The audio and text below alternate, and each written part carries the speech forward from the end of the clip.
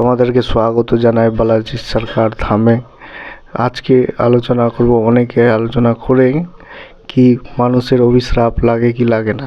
তবে হ্যাঁ বন্ধুরা, যদি তাকে বেশি সন্তান হয় অর্থাৎ অত্যাচার বেশি করা হয়, মানুষকে যার উপরে অত্যাচার করছো সে যদি কোনো সাধক থাকে তাহলে তার অভিশ্রাপ তোমার লেগেও যেতে পারে।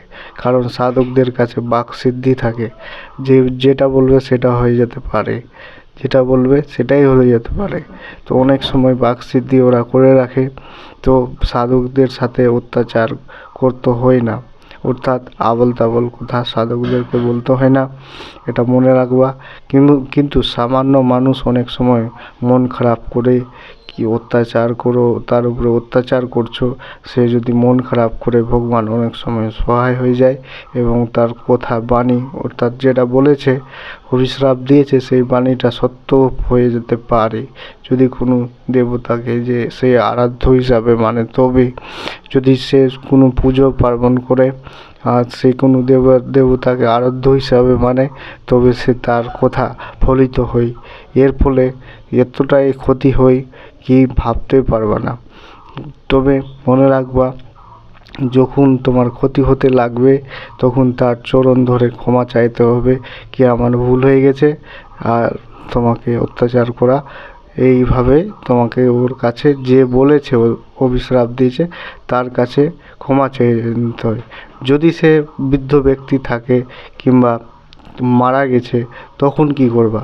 তখন বাঁচার একটাই উপায় হনুমানের ভক্তিতা, অর্থাৎ হনুমানের ভক্ত হওয়া। হনুমানের ভক্ত হলে যে কোনো কথার কাটান হয়ে যায়, অর্থাৎ বালাজির কৃপা অর্থাৎ হনুমান কৃপায় যে কোনো কথার কাটান হয়, এতে 100% শিওর। এবং তুমি জোবার পড়তে পারো চালিসা, শনিবার কিংবা মঙ্গলবার গিয়ে তোমাকে মন্দিরেই পড়তে হবে। এইভাবে তোমার অভিশ্রাপ ধীরে ধীরে খণ্ডিত হবে, অর্থাৎ কাটান যাবে, আর তুমি বাস্তব জীবনে তোমার আয় উন্নতি হবে।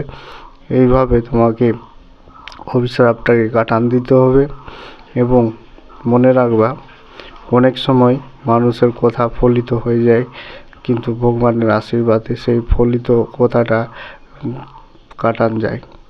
তবে মনে রাখবা কি সবার কথা ফলিত হয় না, কিন্তু মনে তুমি যদি রাখো কি সে কথাটা বলেছে, তবে তোমাকে হয়তো ফলিত হয়ে যেতে পারে। তবে তোমাকে মনে রাখতে হবে কি বালাজির অর্থাৎ হনুমানের ভক্তিটা করলে সেই ফলিত কথা কাটান যায়। যদি তোমার অনিষ্ট হতে শুরু করেছে, আরম্ভ করেছে, তাহলে তুমি বালাজির চরণে আশ্রিত হও, অর্থাৎ ভক্ত হও, তোমার সম্পূর্ণ কষ্ট বালাজি কাটান দিবে। ধন্যবাদ।